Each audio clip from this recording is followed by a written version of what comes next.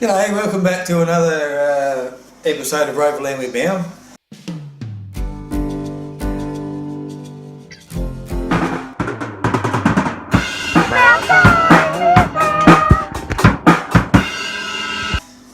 Going to have a bit of a different section here. You'd be amazed at the amount of requests that we've had of actually me imparting a little bit of knowledge on people, be it right, be it wrong. But as we know, it's Roverland with Mel, so whatever I say goes. And it's the right way because it's the way I do it. I'll put the hat down because I'm not really going to go outside today, but I'll show you a little something that I got the other day. It's a book. If you have a look here, it says Roverland 2017. And these are the things that we did in our videos in 2017. Another thing which you probably need to know about Roverland is we have a little bit of a ploy so that we don't takes, anything. Everything we do is first time, every time. If it's wrong, too bad. If it's right, all the better. But we don't have first, second or third takes. Alicia's a bit of a mastermind when it comes to doing the videos. Woo. So she'll probably cut a little bit out here and there if I'm rambling on a little bit, going off track, going on a tangent that's got absolutely nothing to do with anything really related to the world in general. So you're here in this section here right now, you know that Alicia has had to edit.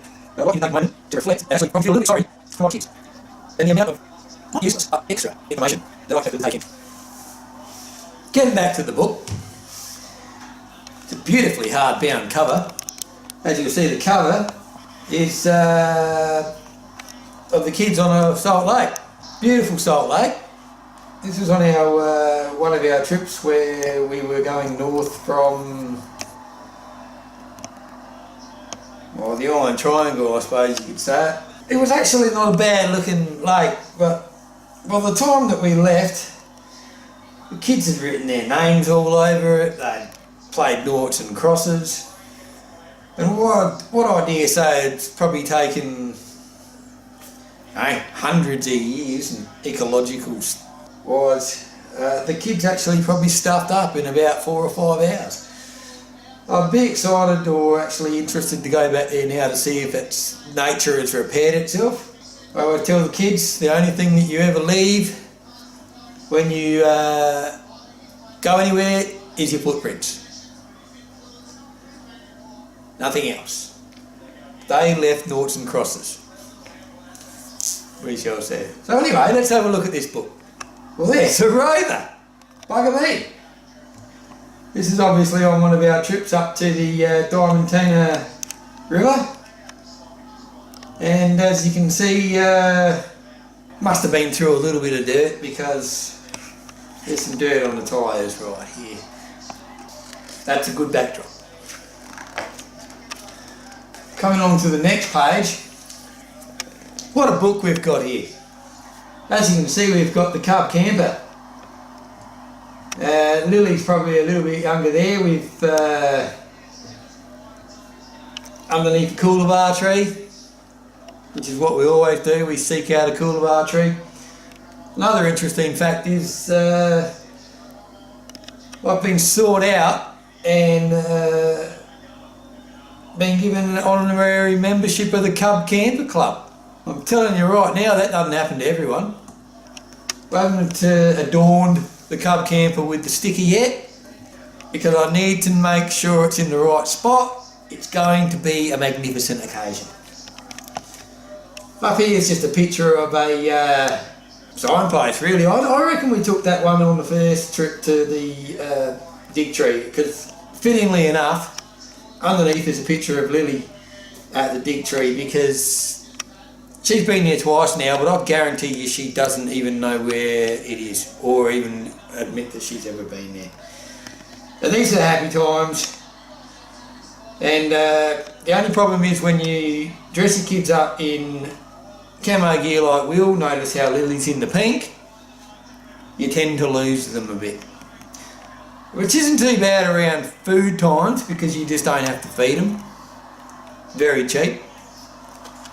Very good. As you can see here, we've just got a picture of young Hoons obviously doing burnouts, obviously Land Rover drivers.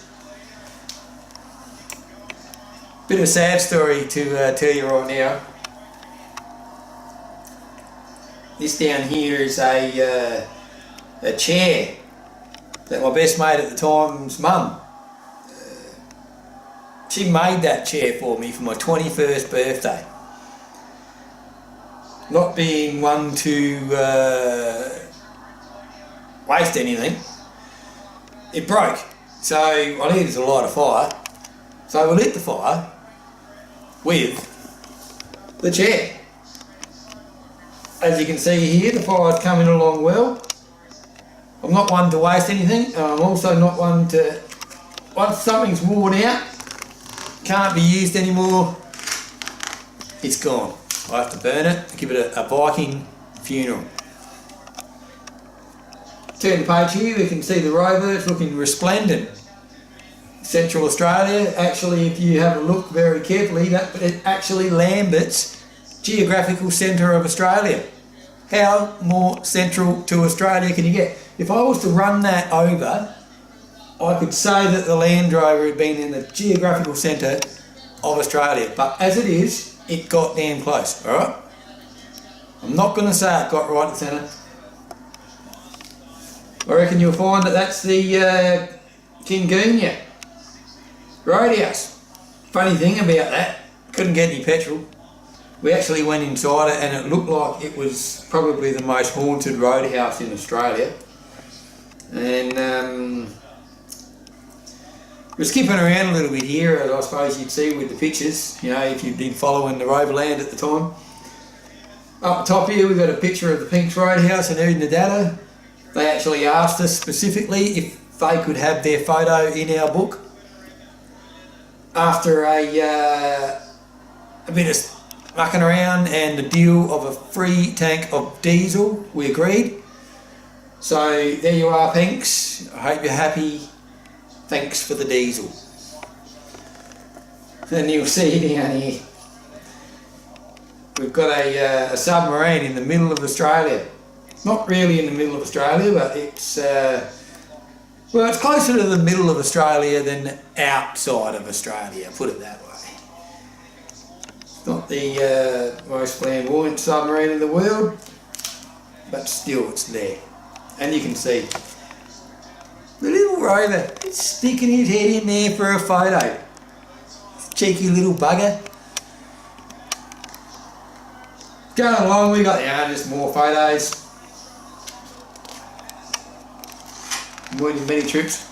Oh, here we've got another photo of Lambert Centre with the flag flying. We thought, well, we hung around for a couple of days because it was just like the doldrums when you're heading across the Mediterranean in a ship. Wind was down for a while, so we just let the Land Rover sit there until the wind came up. Flag flooded, took the photo. Beautiful. As you can see here, I've got a Viking funeral also for another one of my long lost pairs of shoes. I don't give anything away to charity because I think that'd be cruel. I wear things, I use things until they're dead, gone, and they deserve a Viking funeral. Therefore we go. This one is on our way back, coming down south. You can see the clouds are a little bit skew with. Unbeknown to us at the time, that road was actually closed because it kind of rained a bit. Might be able to see a little bit of red dirt and dust and whatnot. And when we ended up getting where we were going, we kind of got questioned as to where we came from because we shouldn't have been there. Ah, this is another trip, I tell you, totally different. We got Lily here in front of a big spire of perceivably gold that had been collected in the Victorian goldfields up until that point of, say, I don't know, well, let's just say 10 years ago. There she is, dressed up as a little geisha girl. And then we've got, out of the blue, a photo from the Diamantina National Park.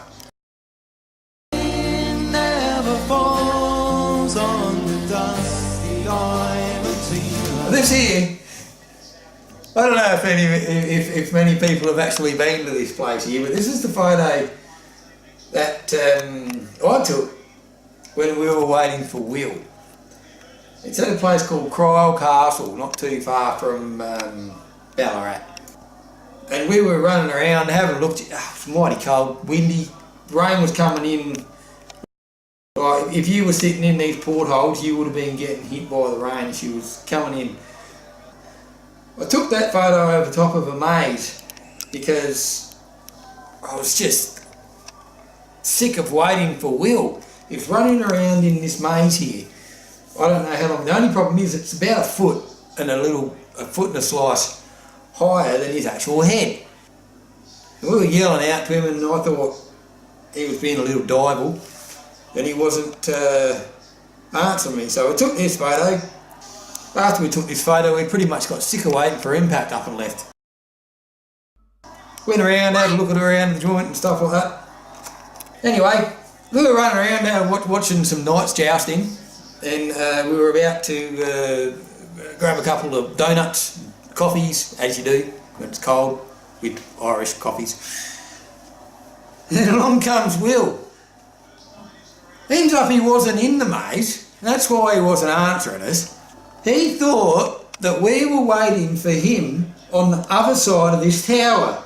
We're on this side, so he was waiting around this side of the tower, bless his soul, for probably 40 minutes.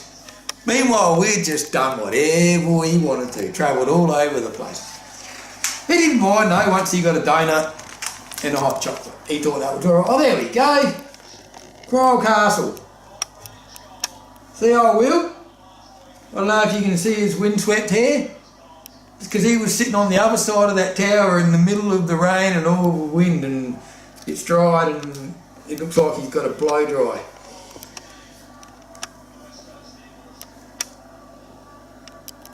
That to me looks like the picture from a rear vision mirror of a Land Rover. Now I actually see that vision a fair bit. It's something I look into, and I've got to admit, I probably look at that view a little bit too much. I've probably run into a few things that I shouldn't have. Good thing is I've got the bull bar, I've got a winch, I've got a long handled shovel. But I love that view. I look at that all the time. As you can see, we've got the shadow of the camper trailer on there. Good old Cub camper trailer. There's another photo of Will in our mid-Australian submarine.